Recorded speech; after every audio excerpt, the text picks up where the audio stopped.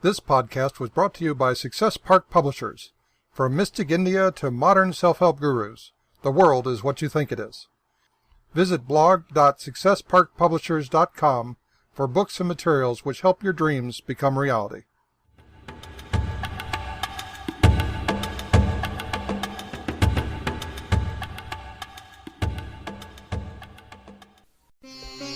Note 1.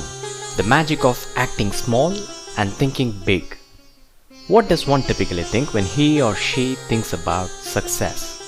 On earth, how do people approach the subject of achievement? Be it thinking about success in general terms, or leading a new, happier life, or planning for a change in their life, people tend to touch the concept of thinking big. They think about the big things they are going to get. Images of that new life flood their minds. Then what happens next? Some people are highly motivated. They become super energetic. Now they take action courageously, which they haven't been able to previously. The desire to live what they dream supply them the power. But there are also people who just desire as much as the people mentioned above. As soon as this kind of people start to think big about their desires, they are overwhelmed, discouraged, and stripped of their confidence. They start to experience this mixed feeling. One part of them desires for the dream, desires really sincerely and longingly. That is good. Whereas the other part is frightened by the bigness of the dream. The problem is not with the desire part. Desire will always give you power. These people sincerely want to achieve what they want, be what they want, and do what they want. But the same dream that inspires them also frightens them at the same time. All this happening simultaneously. Hence, this means not everyone approaches the same goal the same way just because we are all different. And that is the reason why some people, when they think big, are pushed forward, while some are completely discouraged, though they too want to get to the dream so badly. We rishis always discuss about this. We know that there are many approaches, not just one, to get what one wants. Life is very flexible, and that's a good news for you. You can mold it with what works for you with all your personal touch in it. People tend to dismiss their dream as something beyond their reach just because when they think about their dream, though they want to realize their dream, they are flooded with this feeling of powerlessness that arises from thinking big. Like I said, some people are motivated by thinking big dreams and are empowered to take action.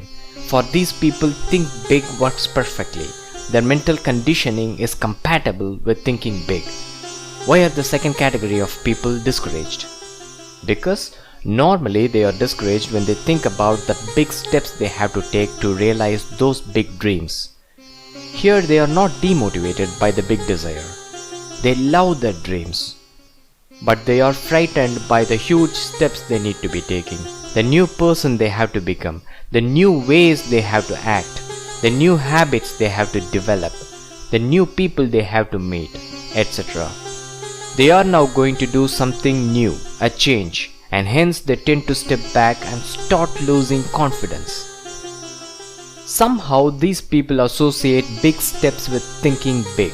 They think that everything must happen big.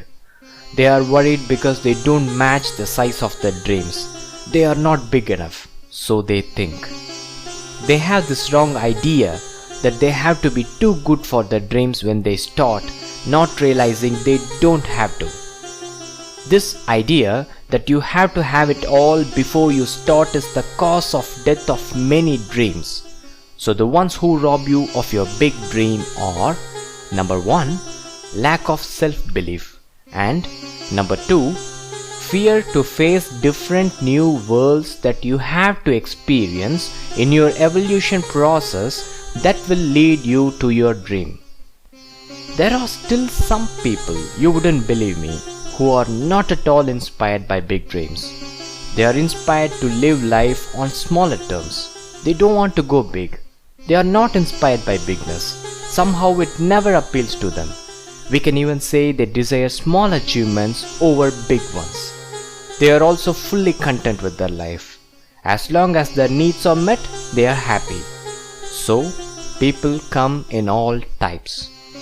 Even when you think big, the truth is, when you start on your dreams, you will not be a match for it. You wouldn't have grown to that level yet. You will be little in front of your grand ideal life. Exactly at this point, people get carried away. They think they can never make it just because they are small in comparison to what they are dreaming. They tend to tie their smallness now to their capacity. They decide whether they can reach their dream or not, keeping in mind their present level. They are afraid of the change because they do not want to taste new territories. Why? Because they don't believe they can manage to live successfully to be that new person who keeps changing to match the dream. So they misunderstand they are not fit for the dream. They feel worthless. Hence they never take the next step. The dream either goes to sleep in this stage inside them, or they completely give up on the dream and drift through life, or choose some other smaller dream that is not to their liking at all. They are defeated at the mental level even before they start. Does a seed get discouraged because it is small now and think it is not a match for the mighty oak tree it desires to grow? The Sutra.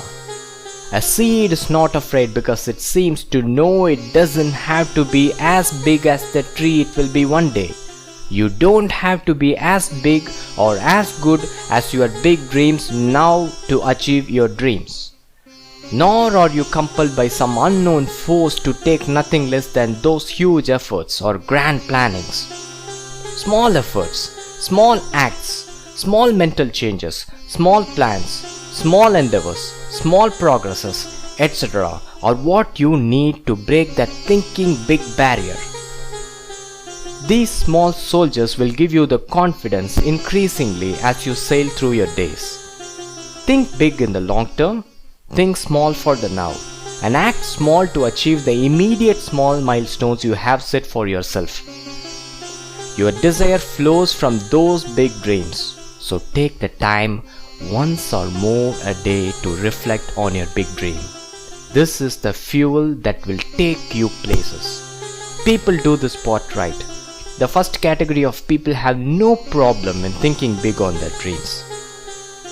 The second crucial part is this. When one divides and conquers, he or she usually gets rid of the fear of bigness. Your big dream doesn't necessarily need big efforts or a big you to materialize. Your action steps can be many small drops combined to form a flood. With what you are now and with what you have now, you can start your journey toward that ultimate grand destination. You grow and change little by little, step by step, drop by drop, tap by tap, and knock by knock. With more little things you have done, the more confidence births you will have given, and they give you the power to tackle even bigger challenges. The key to grow bigger your confidence level is: number 1, realizing the relationship between taking action and level of confidence. Number 2, keep taking small consistent action steps that are related to your growth toward your dream. Approach things in the small terms when acting and approach them in the big terms when thinking.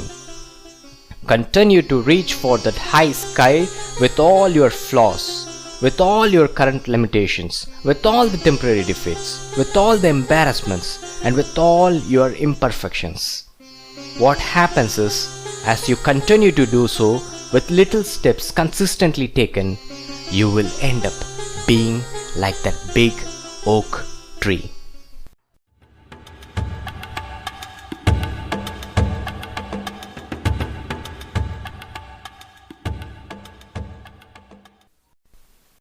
Thanks for listening to this podcast. If you like what you heard, please leave a rating on iTunes or wherever you found this. Visit blog.successparkpublishers.com for books and materials which help your dreams become reality.